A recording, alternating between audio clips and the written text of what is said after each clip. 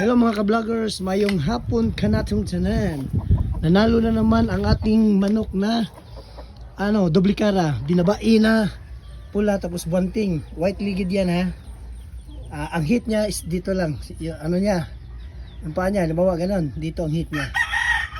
Yan lang, tapos yung kalaban naman niya, alimbuyugin na green legs. So yan, panalo siya ngayon. Dalawang hakbang lang. Piga ang kalaban.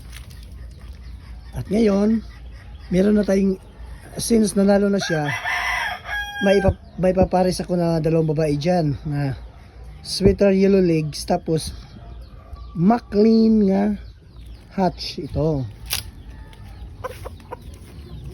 siya. Yan ang ating ipaparm. Yan, sweater yan ha. Yellow legs. Bigayan ng kaibigan ko na reject yan sa farm, pero okay naman, maganda naman kahit class B.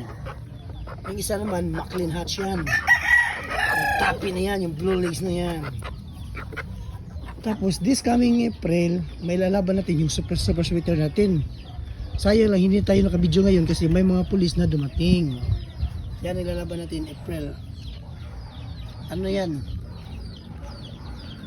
Sa April, mag 18 months. Ayan. Tapos, yung kelso natin, December pa. Pipilitin natin na makakuha tayo ng video ha. Ito, kelso natin. December yan.